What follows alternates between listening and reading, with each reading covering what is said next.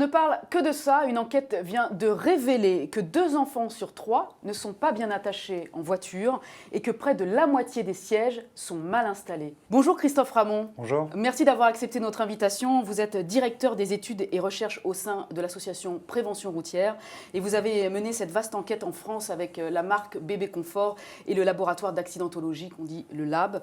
2 enfants sur 3 qui sont mal attachés, pas correctement retenus en voiture. Ça veut dire quoi? Que ces enfants sont en danger, clairement? Tout à fait. Notamment, on en a 4% qui ne sont pas du tout attachés. Donc là, évidemment, le danger est très grave. Mais on a aussi beaucoup d'erreurs graves d'installation. Par exemple, les épaules de l'enfant ne sont pas retenues par le harnais ou la ceinture. Alors on va y revenir à ces défauts d'installation et parler d'abord des risques physiques auxquels sont confrontés ces enfants qui sont en danger du fait d'une mauvaise installation. Quels sont-ils ces risques concrètement? Alors tout dépend de l'âge de l'enfant. Pour les tout petits, ceux qui ont moins de 1 an jusqu'à 15 mois, le risque c'est d'être face à la route dans un choc. Et si on est face à la route, comme l'enfant, le petit, a une grosse tête, il a un cou pas très solide encore, donc dans le choc, il risque d'avoir des problèmes au niveau de la tête et au niveau du cou. Et donc il faut absolument l'installer dans un siège dos à la route. Et on l'a vu dans l'étude, il y a la moitié de ces petits qui ne sont pas dos à la route. Voilà. Ensuite, pour les enfants un peu plus âgés? Pour les enfants plus âgés, le risque c'est que le harnais soit mal installé sur les épaules, que la ceinture pour les plus grands soit pas au niveau du bassin, mais plutôt au ventre, et auquel cas on a des risques de blessures au ventre. Oui. Puis il y a aussi des erreurs graves sur l'installation du siège lui-même. Par exemple, la ceinture ne passe pas dans les bons emplacements, et en cas de choc, le siège va basculer, voire va devenir un projectile, et l'enfant va percuter par exemple le montant de la porte ou le siège avant. Tout à fait, parce qu'on peut, c'est bien aussi de rappeler que dans le cas d'une collision entre 2 véhicules ou d'un choc frontal, le poids des passagers du véhicule, enfants et adultes, est complètement démultiplié. On n'a même pas idée du poids que fait un enfant finalement de 10 kg, 12 kg en cas de choc. Tout à fait. Dans un choc à 50 à l'heure, par exemple, vous avez une masse qui est multipliée par 30. Donc un enfant qui pèse 20 kg va devenir un projectile de 600 kg. Et ça, il faut absolument le retenir par un dispositif très solide et très bien fixé. Donc c'est un danger aussi pour, évidemment, les passagers avant qui peuvent être blessés du fait du projectile qui leur arrive dans le dos, évidemment. Et on l'oublie souvent. On a l'impression que peut-être le siège avant va empêcher justement l'enfant d'être projeté et pas du tout finalement. Donc votre enquête, elle met en avant des erreurs d'installation quand on installe nos enfants en voiture. C'est quoi? On met l'enfant dans son siège, on l'installe mal, ou c'est même le siège lui-même qui est mal installé? Alors déjà, souvent, on n'a pas le bon dispositif. Par exemple, pour les plus petits, on va changer très vite le dispositif, on va le mettre dans un rehausseur trop vite, et du coup, finalement, la ceinture va mal retenir l'enfant. On a aussi les enfants de 5-6 ans pour lesquels on enlève le rehausseur. Et là, on sait, si on enlève le rehausseur à cette taille-là, la ceinture au niveau du ventre va passer justement sur le ventre et pas sur le haut des cuisses. Et là, en cas d'accident, c'est une blessure assurée au ventre. Quand on installe son enfant dans son siège, j'imagine qu'il faut évidemment faire attention à certaines choses. Vous parliez de défaut d'installation. On va vite. Parfois, on ne fait pas attention, on serre mal sa ceinture. C'est quoi exactement les choses auxquelles il faut faire attention? Pour les sièges, par exemple, les sièges qui sont à la route, souvent, on les enlève, on prend le bébé avec le siège. Et donc, à chaque fois, on va tout réharnacher, on va tout démonter. Et donc, ça, c'est une source d'erreur. Là, on peut prendre un système avec une base. La base reste dans le véhicule et vous venez clipser le dispositif avec l'enfant. Donc là, vous commettez beaucoup moins d'erreurs. Ensuite, pour les plus grands, c'est la vérification. Par exemple, avec les grands, ils s'attachent tout seuls sur leur rehausseur. Mais si on ne vérifie pas, par exemple, la ceinture passe bien sur l'épaule et bien sur le haut des cuisses, là, il y a un danger. Quand vous dites le haut des cuisses, j'ai lu quelque part qu'il fallait bien positionner la ceinture sur les os des hanches.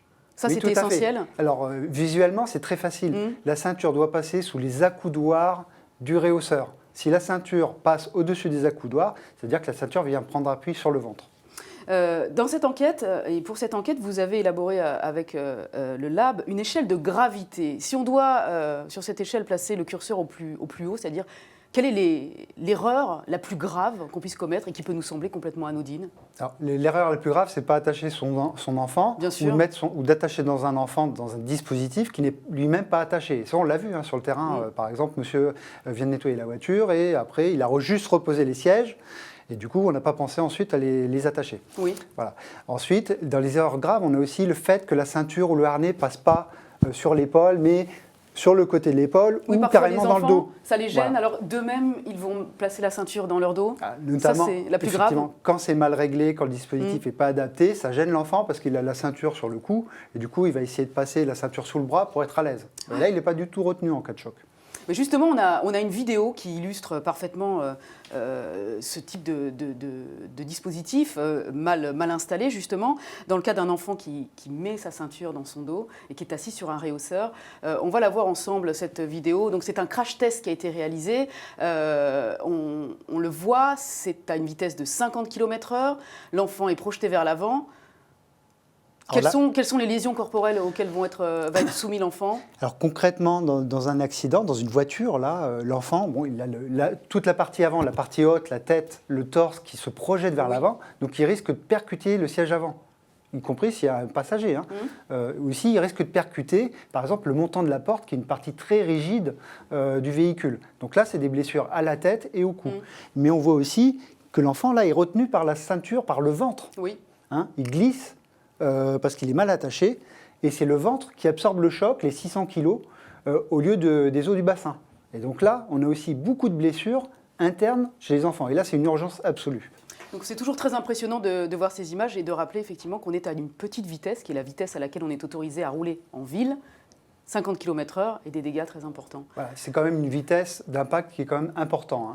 Voilà. Mais si on utilise bien un dispositif, si l'enfant est très bien attaché, les enfants sont vraiment en sécurité dans les véhicules, y compris à des vitesses très importantes. On imagine que les parents veulent que leurs enfants soient protégés, qu'évidemment ils font tout en sorte que ça le soit dans leur voiture. Comment vous expliquez ces négligences en fait ? Alors, quand on interroge les parents en bord de route, ils sont preneurs d'informations, ils sont un peu perdus. Il y a des systèmes qui les ont déroutés un peu. Et du coup, quand on les aide à corriger ces erreurs, ils nous remercient. Oui. Ils nous remercient. Et notamment, ils n'ont pas conscience des petites erreurs qu'ils peuvent commettre au quotidien. Notamment, par exemple, le passage de la ceinture sous l'accoudoir pour les rehausseurs, c'est essentiel. On va dire qu'à la décharge des parents, les systèmes qu'on nous propose sur les sièges enfants, c'est un petit peu comme les poussettes. C'est toujours un petit peu compliqué à installer.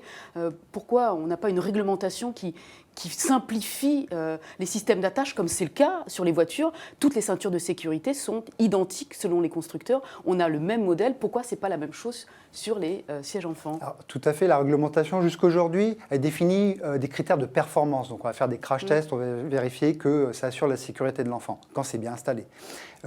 Actuellement, les normes évoluent et notre étude va y contribuer en fait, à faire évoluer ces normes. C'est-à-dire qu'on va essayer d'interdire certaines solutions techniques qui sont source d'erreurs. Par exemple, l'histoire des accoudoirs sur les rehausseurs. On sait faire aujourd'hui des rehausseurs qui ne posent pas ce problème. La ceinture vient systématiquement se positionner là où il faut sur le corps de l'enfant. Et pour les sièges pour les plus petits, les sièges pour les bébés ou les enfants de 3 ans, on a aussi des solutions techniques qui permettent de mieux attacher, mieux arrimer le siège sur le véhicule. On appelle ça les systèmes Isofix. C'est un système de crochets métalliques sur le véhicule avec une sangle en plus ou un pied de stabilité.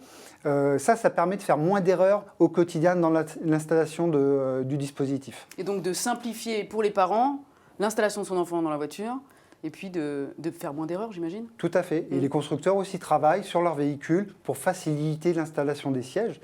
Donc il n'y a pas de norme idéale sur le sujet, il n'y a pas un dispositif idéal, mais on sait aujourd'hui dire que tel type de solution amène des erreurs et tel type de solution permettent d'attacher correctement son enfant.